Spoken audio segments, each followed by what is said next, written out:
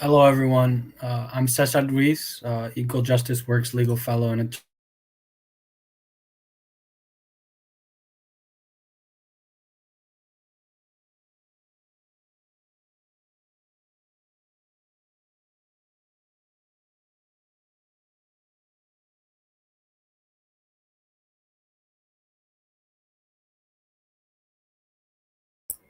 apologies. I see that my mic was muted.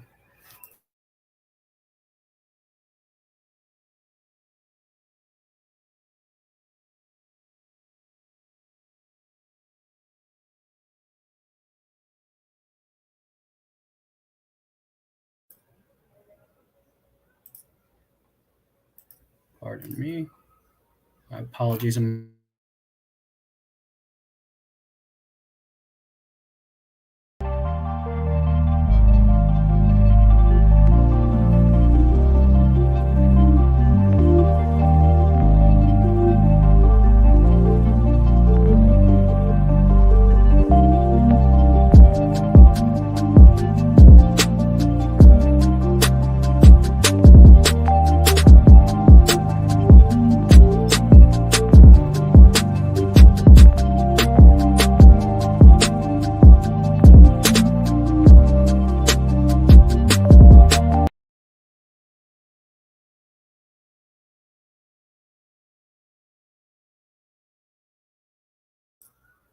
Pardon me. Apologies. Having some slight tech issues. Hi, everyone. My name is Cesar Ruiz, Equal Justice Works legal fellow and attorney at Latinojustice, Pearl Def. We want to welcome you to our webinar, Harnessing Latino Voting Power, Obstacles, and Opportunities, a conversation with organizers and advocates working on the cutting edge of voting rights work in a variety of Latino communities.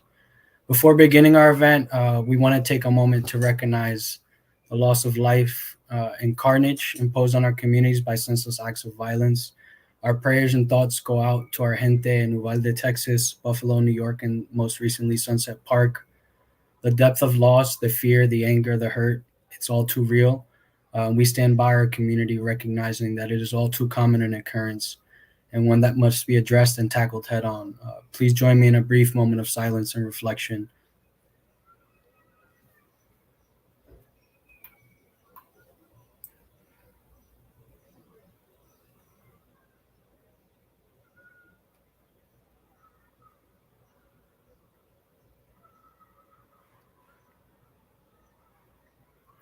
Thank you.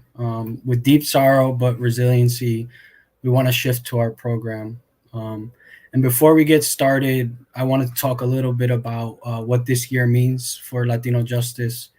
Our organization, 2022 marks 50 years since the founding of Latino Justice Pearl Def. Today's webinar is a part of a series of events that we're hosting throughout the year to showcase the work we've been doing for the past 5 decades and the individuals working to uplift all of our Latinx comunidad. We want to highlight what we have done, what we're doing now, and our hopes for the future. Today's event, particularly, is a second of 5 that we're doing on topics that we've worked on over the past 5 decades and that we believe are crucial to our continued commitment to serve the varied, complex Latinx communities in this country. We have a lot of other events planned for the year. We're going to be doing about a half a dozen cities, in-person events in a half a dozen cities that Latino justice is connected to by our history and the work and what we're calling our legacy tours. We visited Miami last month and may be coming to a city near you.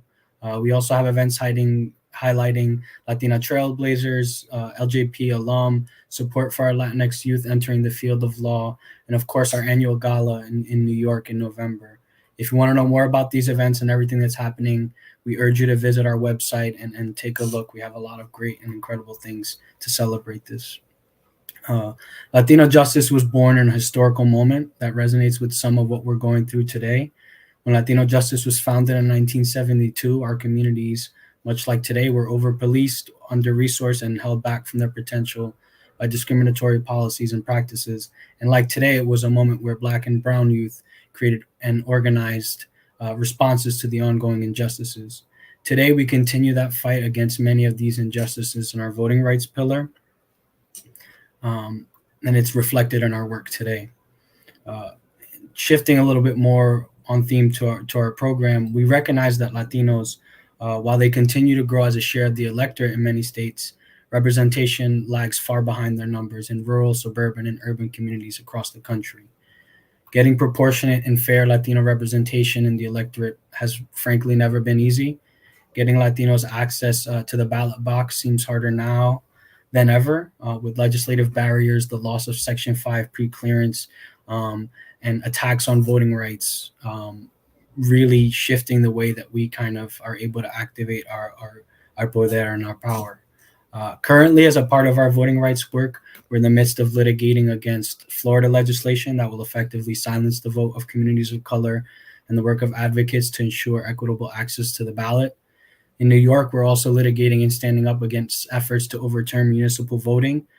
Municipal voting was enacted in December of 2021 and now provides green card holders and individuals with work authorization the right to vote in cities' municipal elections. Aside from litigation work, we continue to advocate across the country to expand access to the ballot, ensure language rights are not barriers to the vote, and ensure the voice of Latino communities is an integral part of our democratic process. We also continue to challenge redistricting efforts across the country that seek to undermine the power of the Latino vote. Our voting rights work is grounded on a strongly held value and understanding that a representative democracy requires a diverse and engaged Latino electorate that has unfettered access to the ballot box.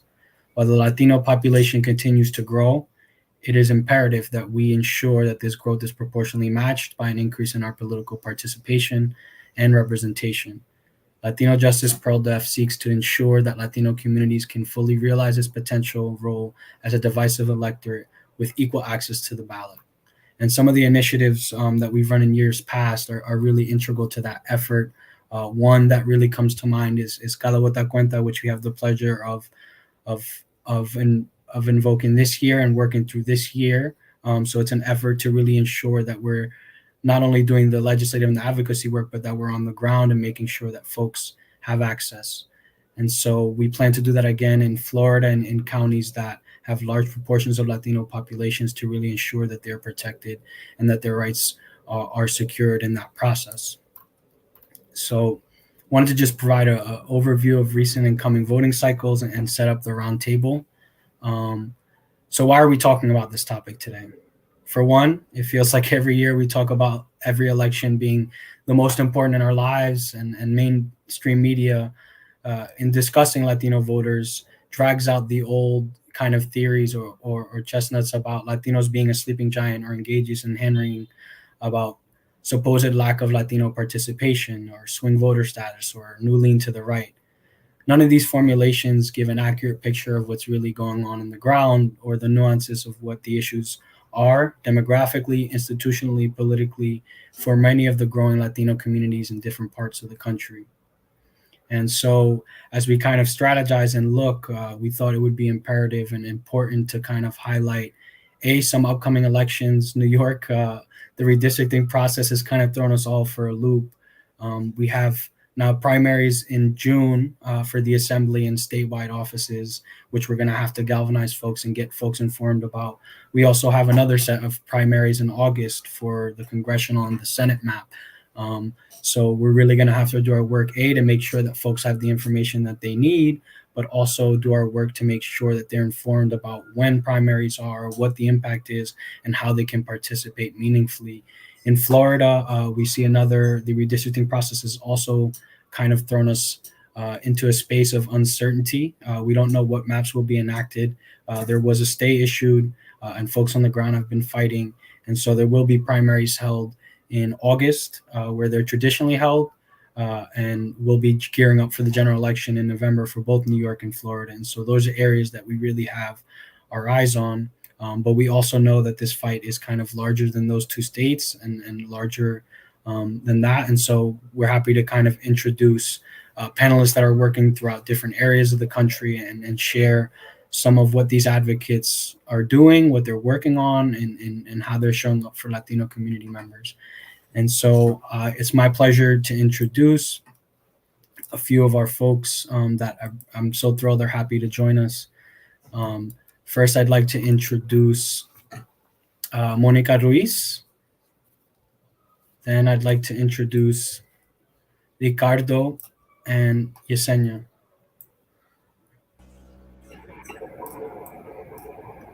Thank you all for joining us, especially at a time where we're all incredibly busy.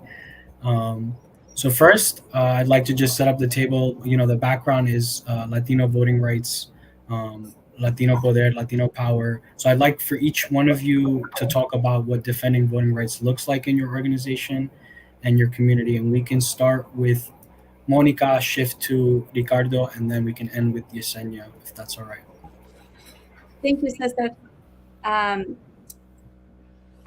Monica is coming from Pittsburgh, Pennsylvania. Here in Pittsburgh, Pennsylvania, Latinos only make up about 3% of the population, and that is a very low number compared to other major cities. Even though we are only 3% of the population, it is an 80% growth since within the last 10 years, and I actually believe that it's a bit more than that. Um, so this is an area which historically there haven't been a lot of Latinos, and now that we're here, there isn't a lot of engagement. And so we've done a lot of work to try to engage voters, not only here in Pittsburgh, but after Hurricane Maria, we had quite a few families. We have a nice, pretty strong community about an hour away in Newcastle, and so registering those folks to work. I'm sorry, to vote as well. And so we've done a lot of work within the county, outside of the county, for people that are eligible to vote, and as well as working with folks that aren't eligible to vote because of their immigration status. Because even though they aren't eligible to vote, they know people that can vote, and they can tell their stories to people that can vote for them.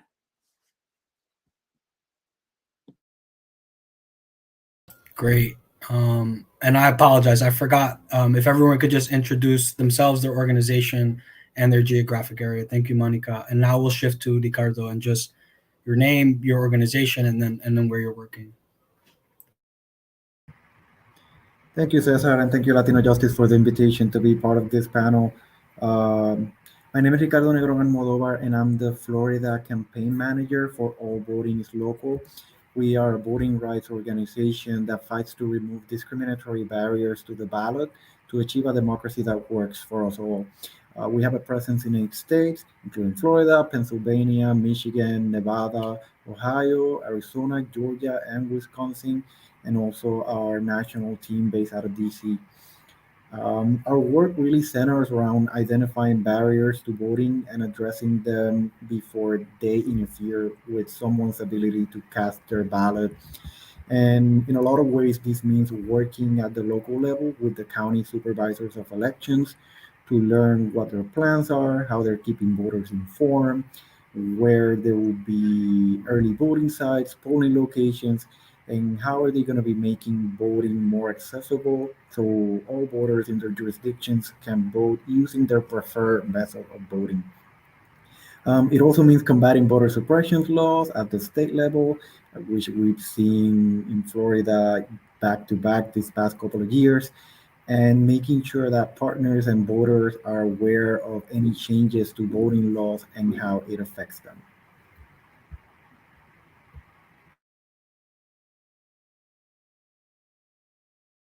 Great. And now, Yesenia, if you could just introduce yourself, your organization, and the geographic focus of your work, please. Hola, buenas tardes, everyone. My name is Yesenia Mata. I am the executive director of La Colmena. La Colmena is a day labor center, immigrant rights center that is focused in good old Staten Island. Staten Island is predominantly known for being a conservative area, not as welcoming as the other boroughs. However, there's organizations like La Colmena that continue promoting inclusivity and continue ensuring that immigrants are supported at all levels. La Colmena has been a partner in the fight for Intro 1867, which is Our City, Our Vote bill. This specific bill will allow approximately 900,000 immigrants to be allowed to be involved in municipal elections, such as residents, green card holders, DACA recipients. This would definitely be a huge shift for New York City, and it would result in ensuring that those are constantly being ignored, are such as our immigrant community, are definitely going to have a seat at the table. This obviously does come with a huge impact in the sense of having as soon as this bill was passed, it did.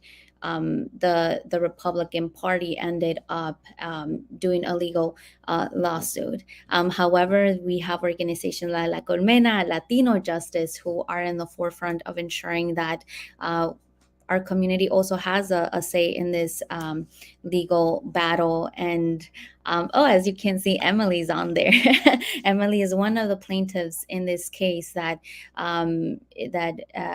is really showing what the community, the immigrant community, DACA recipients have contributed in Staten Island, in New York City.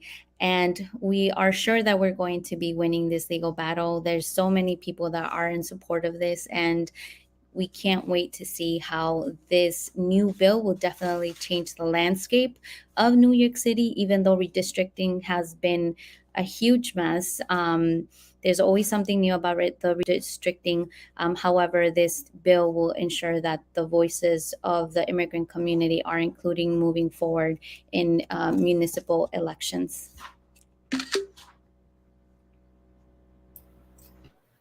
Thank you all.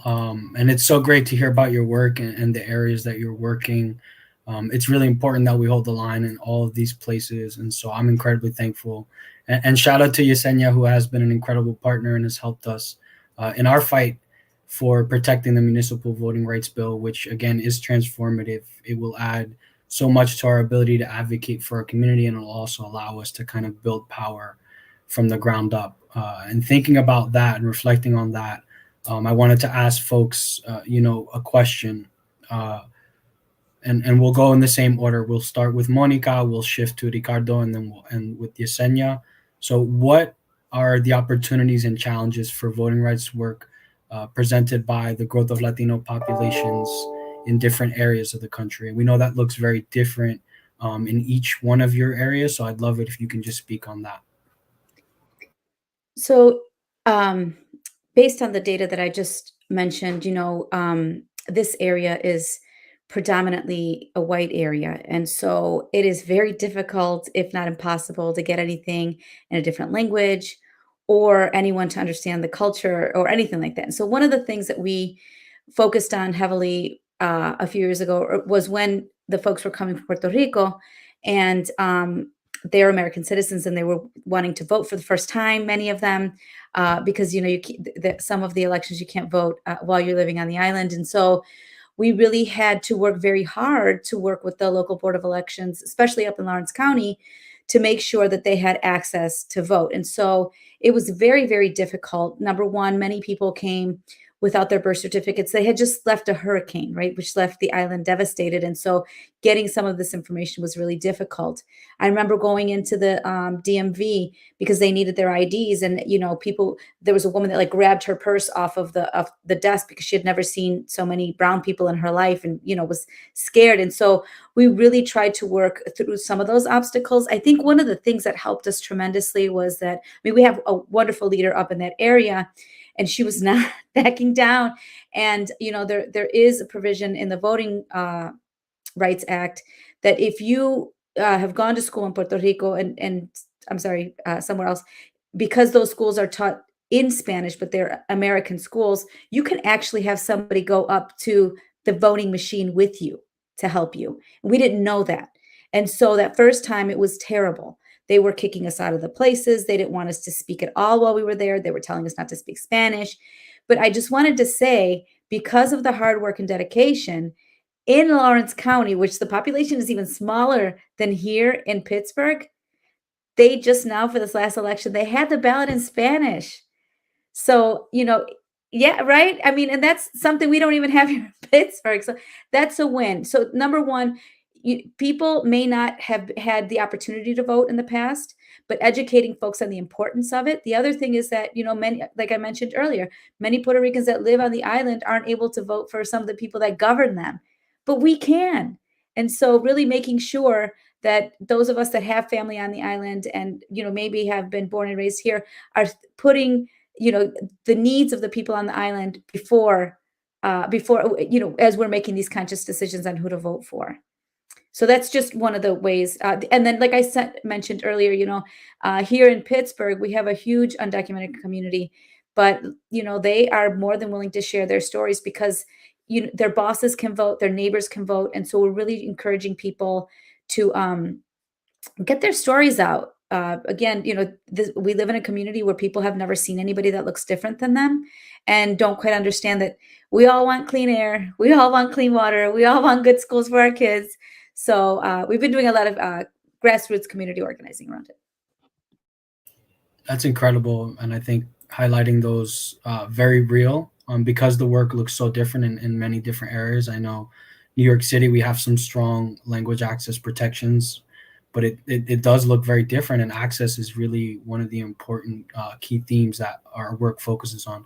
Ricardo, I'd like to pose the same question to you. What are some opportunities and challenges for voting rights work? And you're in Florida, so you have had a busy few legislative sessions. So I'd love to hear about some of your work and what you see. Listen, let's not talk about the Florida legislative session. Um, but yeah, I'll start with opportunities. And I mean, our community is so rich. Our community is rich. Over a fourth of Florida's population is Latino.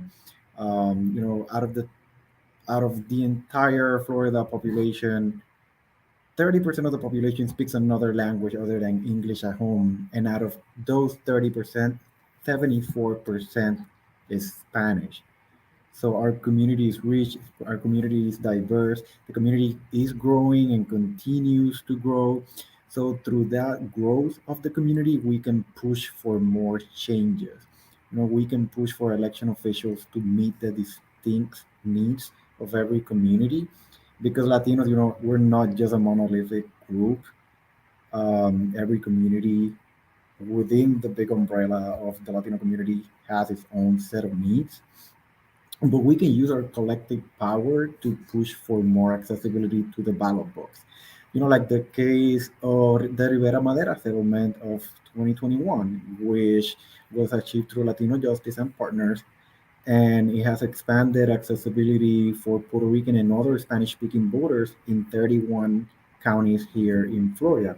And this case is based on the provision that Monica was just talking about, right? Section 4E from the Voting Rights Act. So there's opportunities to keep our community informed, invested, and also to learn about where our community is not being treated the way that they have to be treated. Or some of the challenges, specifically for Florida, is how each county is different. Each county is different in terms of the accessibility that, particularly for Spanish-speaking voters, has right to information about how to vote, where to vote, how voting works, how to register. Each county is very different, but of course, we're working towards making it better for voters in each county. There's also disinformation plays such a big role in how our communities are not aware of their rights or how the election system works. And of course, there's a whole bunch of disinformation that's of particular partisan nature as well. And that has a big impact on participation during the elections. And then, we cannot forget. I know that I said that we were not going to talk about the legislative session, but we cannot forget about the voting suppression laws that take away accessibility to the ballot box, particularly in Black and Brown communities, and for working class voters who are unable to vote, right, because of their schedules, right? They can't just take off from work and go to vote on specific election day. They need that access that ballot drop boxes bring, or secure ballot intake stations, as it's been changed now to Florida, in Florida, and they need they need that availability. They need to be able to continue voting by mail with no excuse, as Floridians of all parties have been using for the past 20 years. So we're seeing how those options are being made more difficult and are being stripped away from voters that need them. So that's what we fight against, and those are the challenges, some of the challenges that we're seeing here. Gracias, Ricardo, and thank you for holding the line. His organization does incredible work, and it is a lot, but it's so necessary and critical. Yesenia, I'll pose the same question to you. What are some of the challenges and opportunities that you see in the work that you do? Yes, and thank you, Monica and Ricardo. I'm just going to follow up to what they said and bring more of day-to-day context of what La Colmena does and what the immigrant community on Staten Island goes through. I think an important factor that Ricardo mentioned is how every county is different in his area, right? And I think in New York City, we really see how every borough is different, and the limitations that a particular borough has, which is Staten Island. Staten Island, as I said before, is predominantly conservative, is predominantly the borough where elected officials are not as welcoming to immigrants. And so with that factor, it does require us to push a little harder. And through that, the way that we're pushing is through this legal battle that, as it was mentioned, members of La Colmena are part of this legal battle through Latinojustice, and through this part, I think how Monica mentioned, it's the opportunity for them to share their stories, because a lot of the times, people that do not understand what our immigrant community goes through, they create their own scenarios in their own head without really understanding the person, or they probably never even met someone who is undocumented. So through this side of this legal battle, members of the community are going to be able to share their stories, who they are, how much they love this country, how much they love this particular borough, and how they want to continue contributing to New York City. So it's the opportunity to share the stories. The downside of that as well is that they're exposing themselves as well in a borough that is very conservative, in a borough that, again, it has a lot of growing up to do, but again, they have the full support of the community as well, in organizations. And at the other side, pros and cons, as well as the educational side that Monica also mentioned. We through Intro 1867, our city, our vote, it did require to really educate the community and make them understand, right, of how this is very positive for the community. However, even when it was passed, there still lingers that question of, oh, well, I am a resident, I'm a green card holder, I may be allowed to vote in the municipal election, but will this affect my legal status in the future? So it does require much education on that side, but as well, it also requires educating our community of the importance to vote. Last year, we launched a campaign called Mi Voto, Nuestro Voto. And through this, we were telling the community, hey, if you're undocumented, yes, you may not be allowed to vote, but I'm sure you know somebody that you can influence and let them know to please vote on your behalf. So it was a beautiful campaign that really showed how parents that were undocumented, they had children that were U.S. citizens, that they could cast a vote on their behalf, right? So it again, it's one of the cons is education does take time. It's not something that our community one day to the next, everyone's going to want to vote, right? No, it takes time. However, one of the pros is we'll get there. We don't know yet when, but we'll get there. And every time the voting power of the Latino keeps growing over the years. And it requires people like Latinojustice, Monica, Ricardo to continue pushing these efforts. So hopefully one day, the Latino vote can be very strong. Yeah.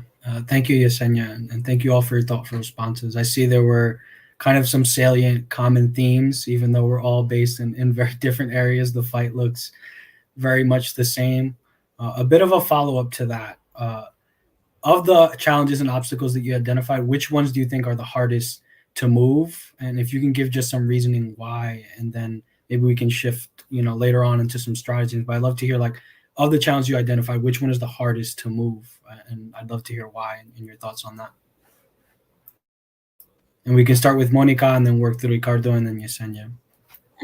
Yeah, I think that change, people just aren't ready for change, change of the unknown. And for us, even getting the signs in Spanish, or now even the ballot in Spanish up in Lawrence County, I mean, it wasn't like we asked nicely and they did what we asked. I mean, we had to get the ACLU involved to threaten to sue them, and do an array of things. And I feel like there may be other areas who may not know, kind of like the steps to take or the buttons to push to get change to happen in order to uh, have better access for Latinos to vote. So I think that to me, working on the higher level, on the more macro level, is a little more difficult. Maybe because I'm an organizer, so working on the ground with folks to me seems a little easier. But to make systemic change, I think that's where it becomes a little harder. Great. Ricardo, I'd love to hear your thoughts. Yeah. For us, it's really about making it accessible. Um, that means that information is accessible to all voters, and ideally to all voters in their preferred languages, even though that's a very long road ahead. But we really need to find ways to cut through the disinformation and to cut through the efforts to thwart our freedom as voters. We really need our election officials and our elected officials to build back trust in the elections process. Right now, what we're seeing is them chipping away at it and spreading conspiracy theories and partisan lies.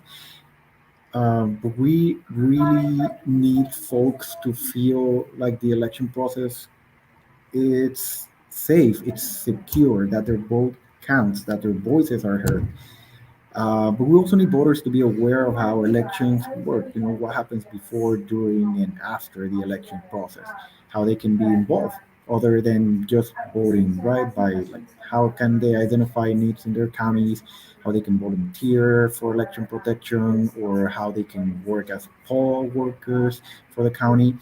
And all of this can be done, right? It takes work, but we can work collaboratively to ensure that voters know how to connect with their election officials and how they can advocate for better opportunities to cast their ballots in their counties.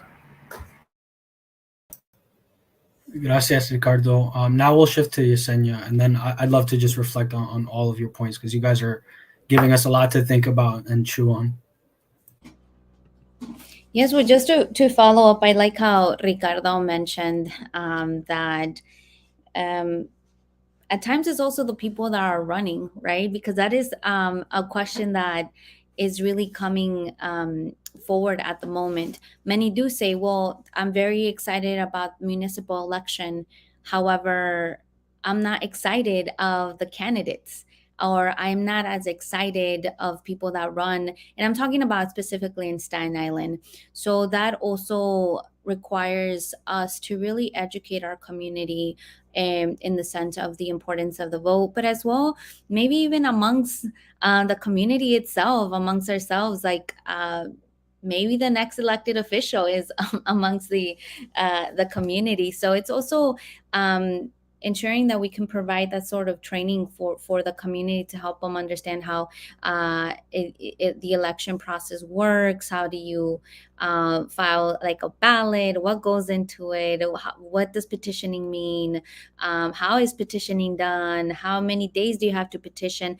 All of that, like that is really important for people to really know from the very beginning how someone can run for office. But as well, the next step is also helping them understand the importance of the Latino vote, that at times it just doesn't mean like, let me vote on this particular race, but even like local school elections, or even in your neighborhood areas that are directly, that can directly impact you or your family, it's really important to get involved in those, and just meeting the community where they are at. And I think that I'm executive director, but my heart is always as an organizer. And one of the things I've always seen is that we need to meet the community where they're at. It is important to understand that our community doesn't have at times the luxury to take off. So it's at La Colmena, what we do our best is have our meetings between 7 to 8, and we update our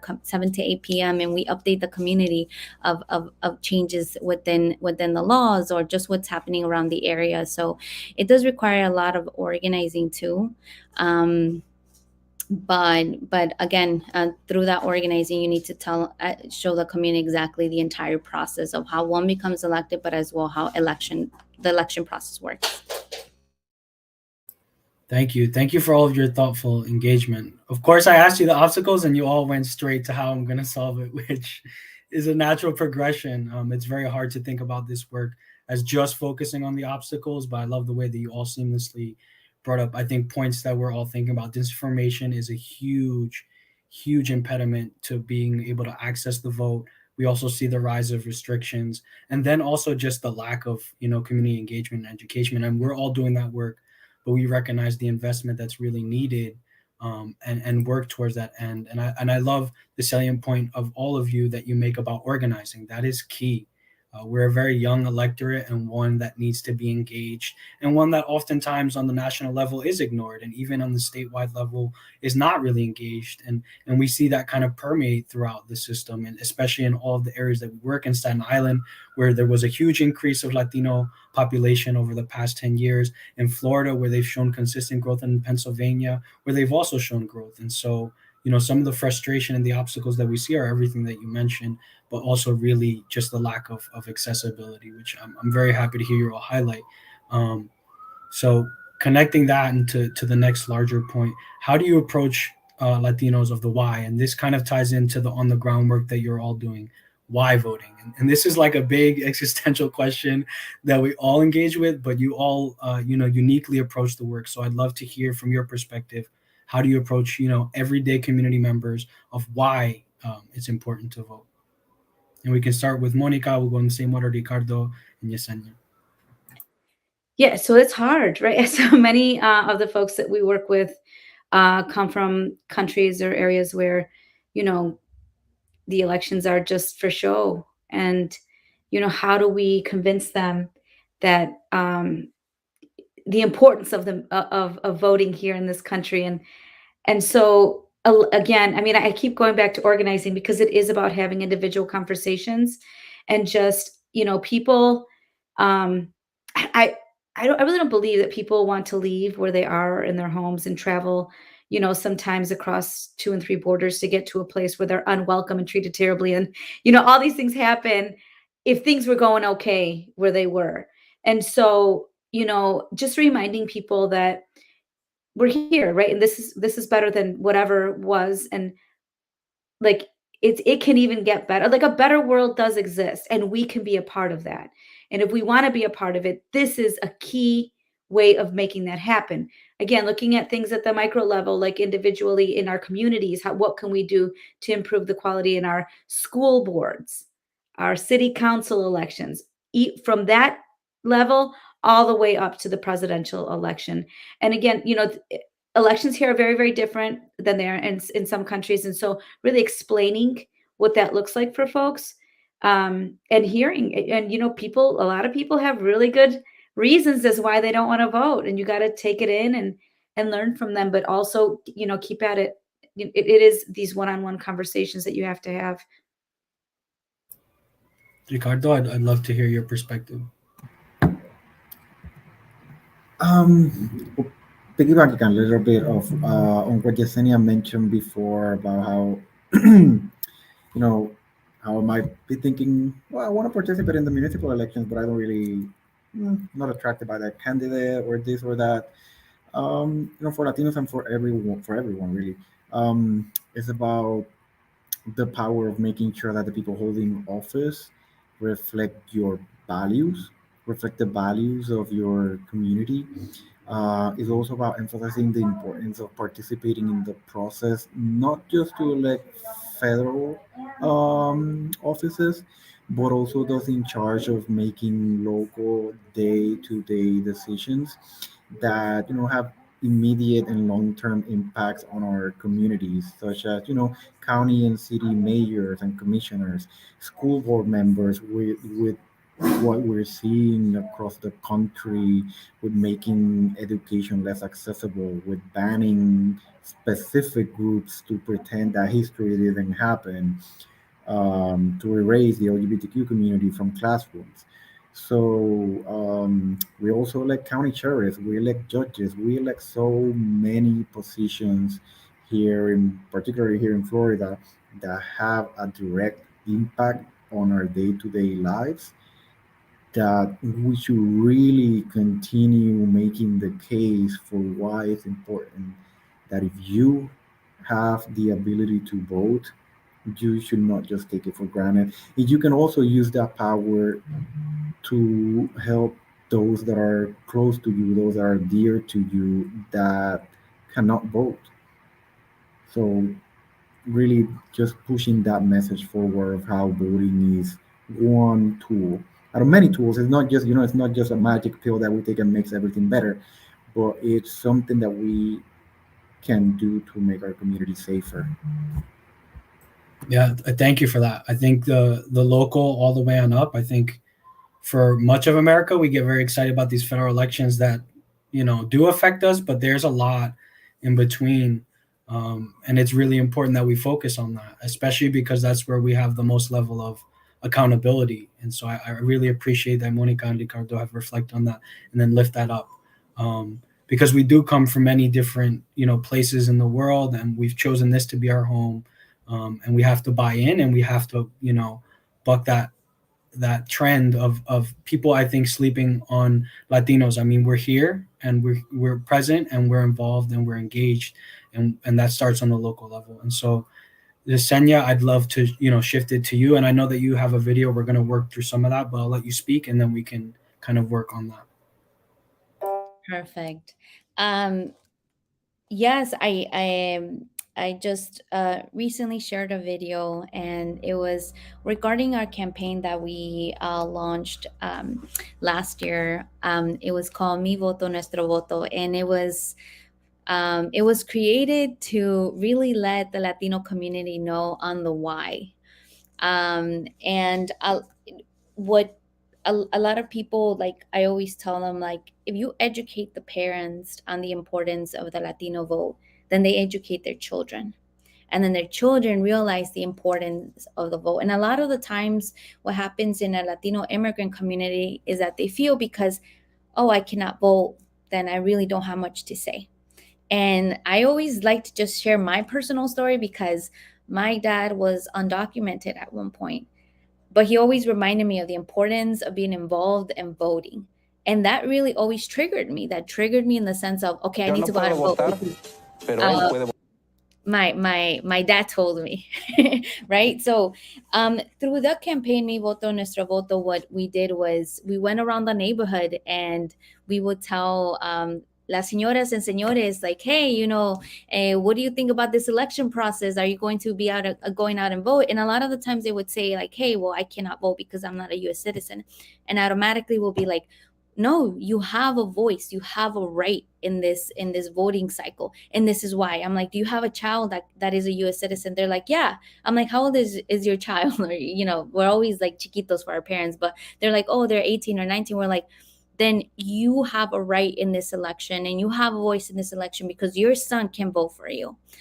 And that is how our Mi Voto Nuestro Voto came about. But as well as the youth started seeing their power too.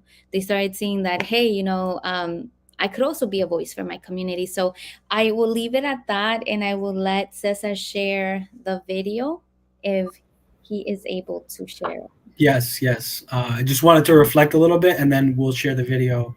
I wanted to thank you for highlighting some like very important things that I just wanted to lift up. The youth development, getting them My father was also, my stepfather is a legal permanent resident.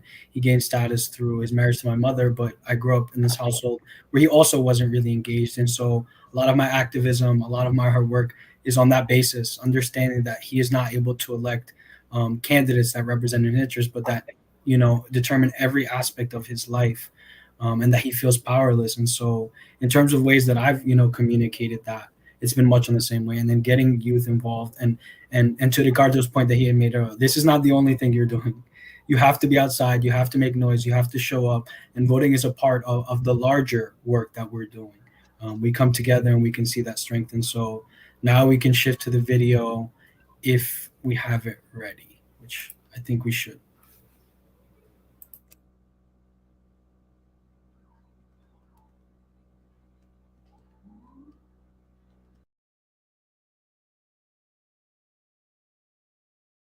Yo no puedo votar, pero él puede votar por mí. Mi voto es nuestro voto. Tu voto es mi voto. Yo voy a votar en 10 años.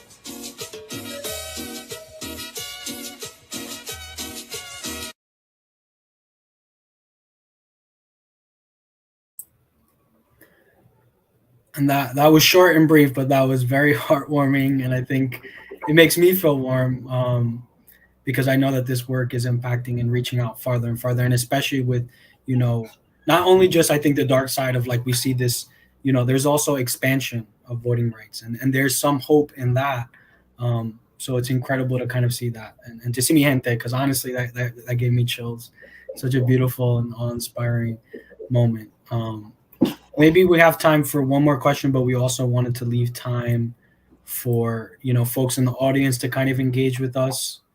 So I think we have about 4 minutes, or maybe we'll just shift to it now, and then I have some prepared just in case. And we'll see if folks have any questions.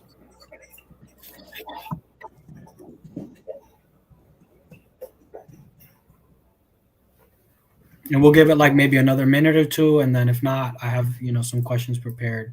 Because this is really, exciting stuff, and I haven't gotten all that I can out of you two or you three. So definitely going to take advantage of this.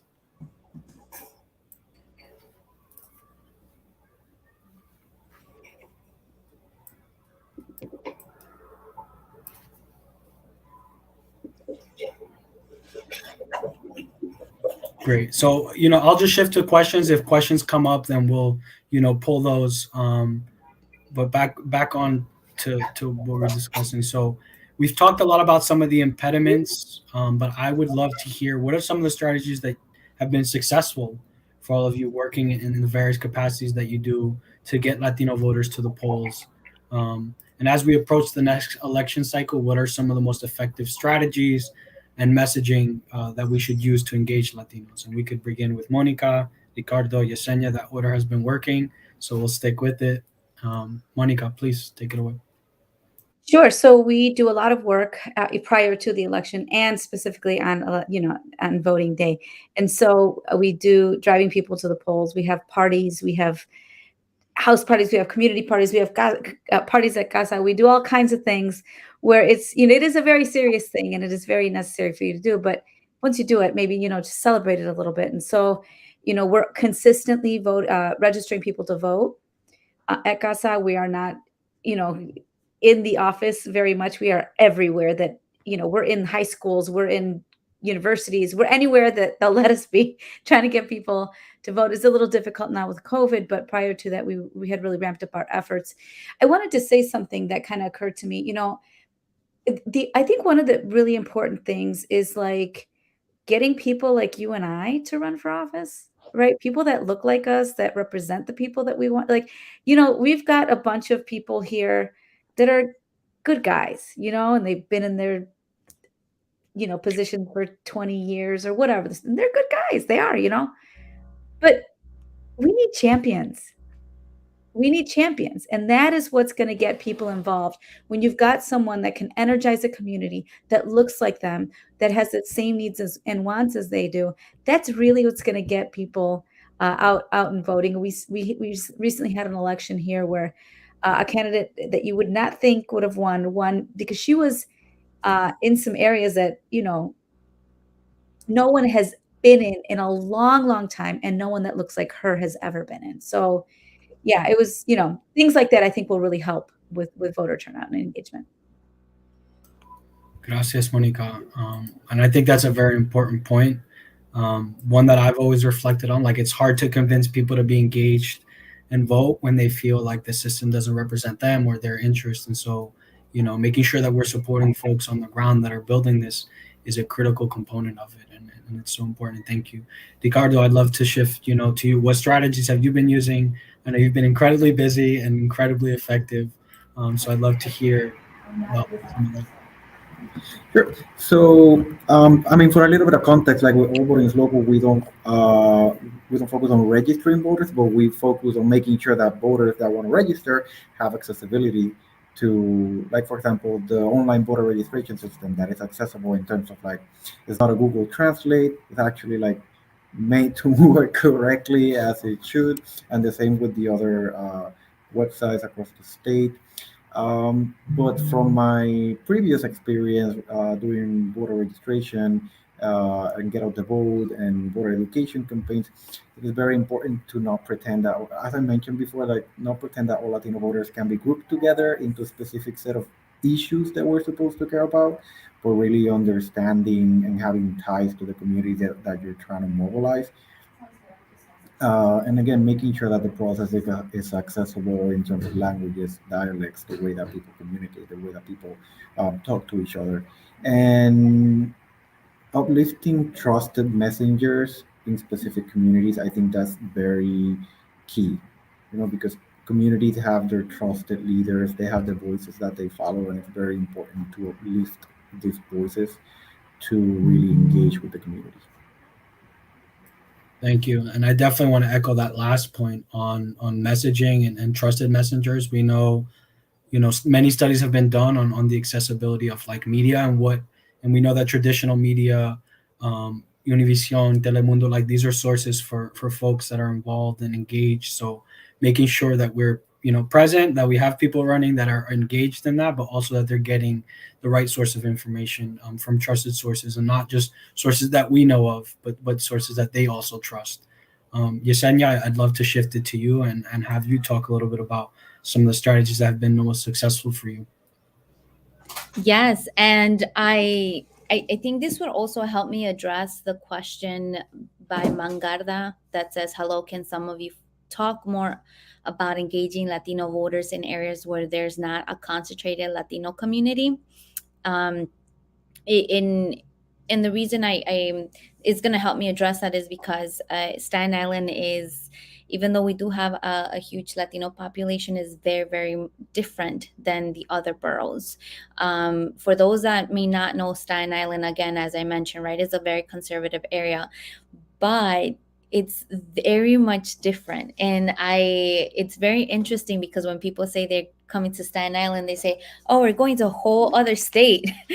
um, and it's it's very, it has taken years of organizing Staten Island. The last 4 to 5 years, Staten Island has changed a lot. And just to give you a little less than a couple seconds of history, just 2 years ago, we did the first ever Mexican Independence Parade on Staten Island, first ever.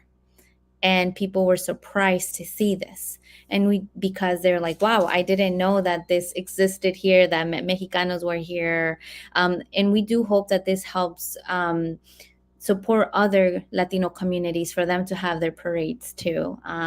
So with that, it has been very difficult. Again, it has taken us about 5 years or so to really be out there in the community. Um, I remember when we started having our meetings here and started getting more involved in the Latino vote, because that's my background. I used to do a lot of Latino outreach. I used to work for the Bernie Sanders campaign. I was a national Latino outreach strategist.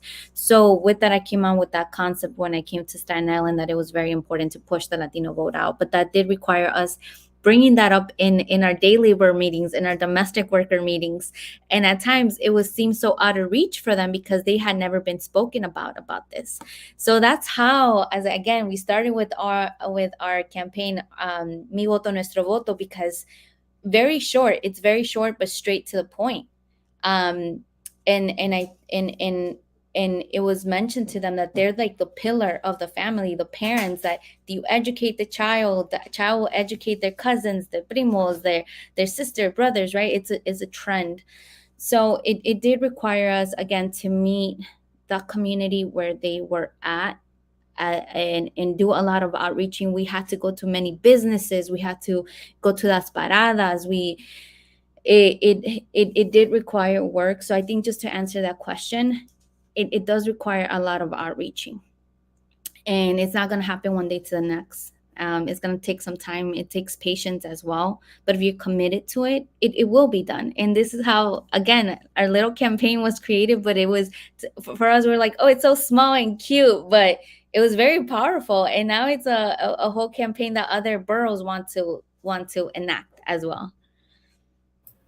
That's great. And I would love to give a chance to both Monica and Ricardo to kind of address that question too. And I'll repeat it. You're saying you did a great job of engaging with it.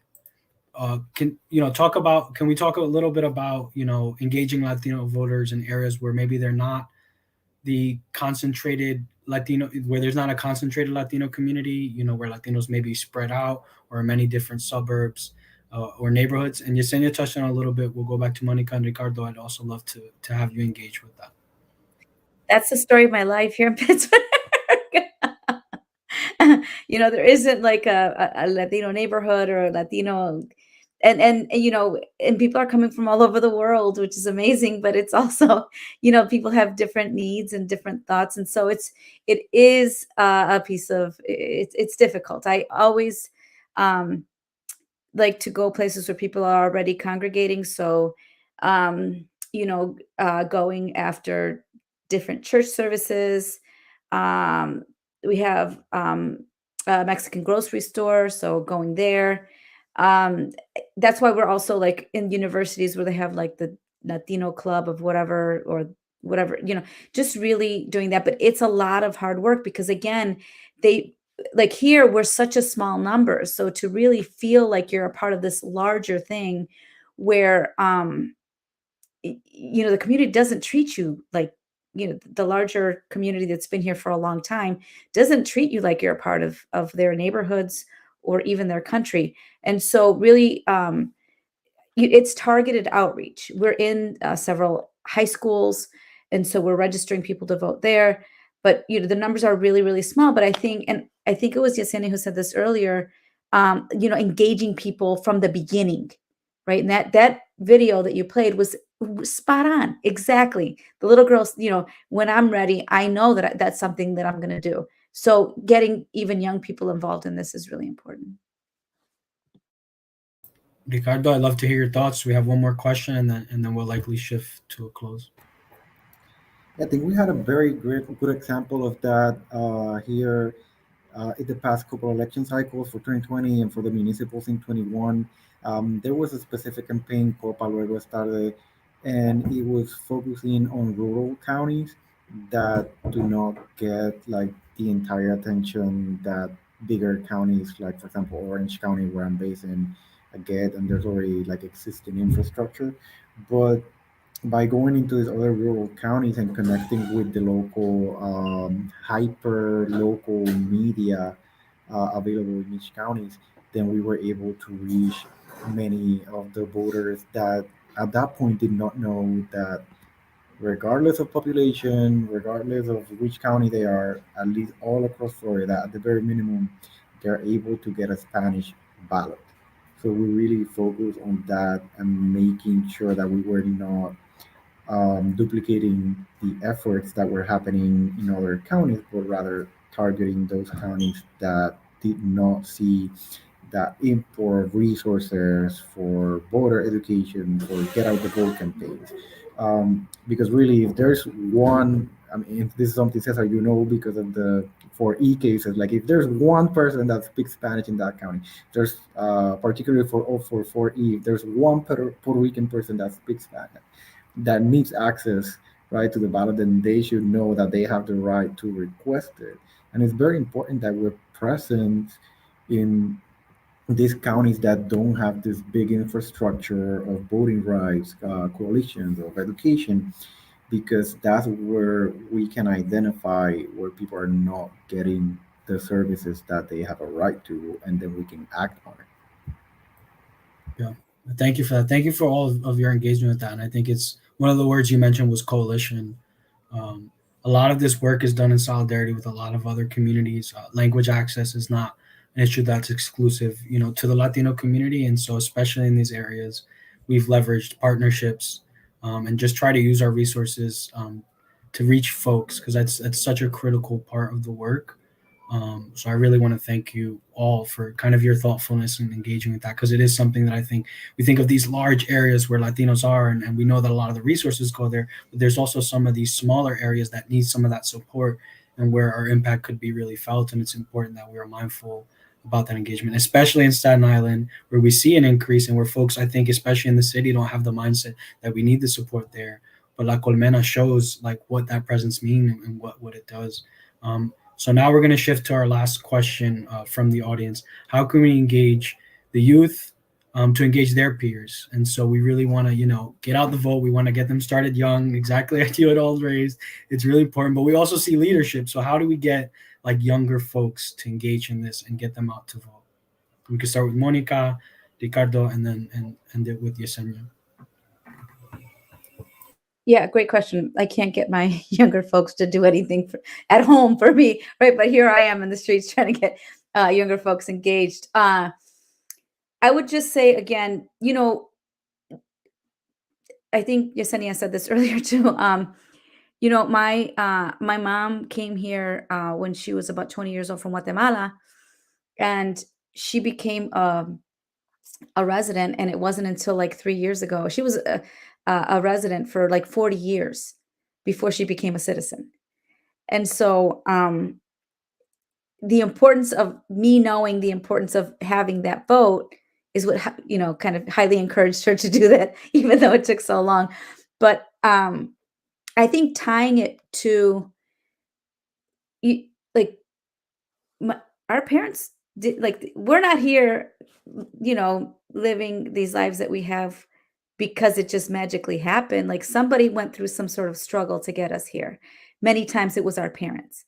And so, like, I think that, when I tell my teenagers to do something, they're like, "Ah, what do you know? You're a dinosaur, right?" But when somebody else says it, right, then they're like, "Oh yeah, that's a great idea." So we definitely should on folks at home doing it, but also us as leaders, us as trusted leaders. We're out in the community, we're at different events and we're having back to school events and we're doing all these things. And so kids the younger generation might look at us a little bit different than they do their parents. And I think it's really our responsibility to make it like so that people have the education behind it, but make it fun because like I said, kids don't want to, younger people don't want to do much anyway. If we make it fun, I think that's a great way of um of encouraging them, but also tying it back to the stories of what brought them here and how their parents came here. Tying it back to that. We can't get disconnected. I know many Latinos that have been in this city for, 20, 30 years and they really forgot where they came from. And it's sad to see that. And we don't want that to happen to our youth. So keep them engaged. Thank you, Monica. Ricardo, love to hear your thoughts. I'm, I'm very hopeful in up and coming generations. I think we continue to keeping them engaged, and we make sure that they participate in all these processes by investing in leadership development, by not just being condescending and telling them that they have to participate, but by rather letting them lead. We've been seeing this in Florida, particularly as a response to the Don't Say Gay bill and other pieces of legislation that particularly have an impact on youth, and opening up the space so that they can visualize and create ways to be engaged and to respond to this, versus me coming into a setting with younger folk and telling them, well, you know what, this is how it works and this is how you should do it. It's more about opening up the space and be more of a mentor, and allowing for that development and allowing for new perspectives on how things should be addressed. Thank you, Ricardo. Yesenia, your thoughts? Yes, just to echo Monica and Ricardo, and to keep it brief, one of the things that we learned at La Colmena was to, when we are organizing, in specifically, for example, the day labor, right, the domestic worker, we would just always just look at them as a worker, right?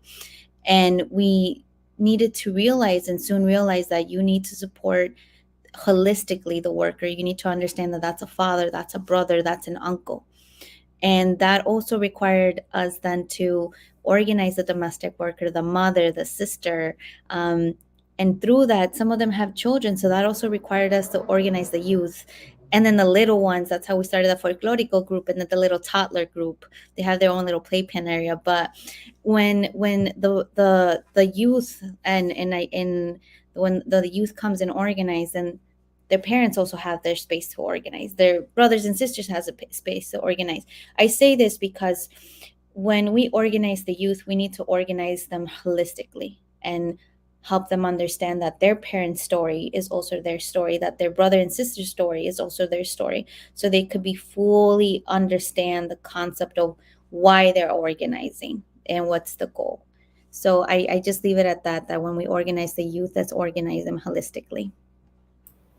Great. No, thank you for that. And I think you're echoing a lot of what you've all said and just lifting up the holistic approach, the mentorship role, and then getting folks involved early. I mean, I think leadership development in this area is so ripe. I wasn't really exposed to voting at home, and I've had the privilege to kind of work through that in my career now, and now recognizing the importance. So I definitely want to lift up everything you've all said, because it's so key, especially for the youth, that they're impacted every day. They really are. This stuff does not live outside of their reality.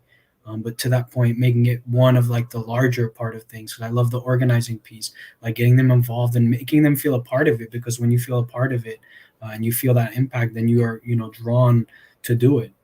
And so I want to thank you for that. There was one last question, and it's very brief. The question was really aimed at how do we know bilingual poll workers are a huge need.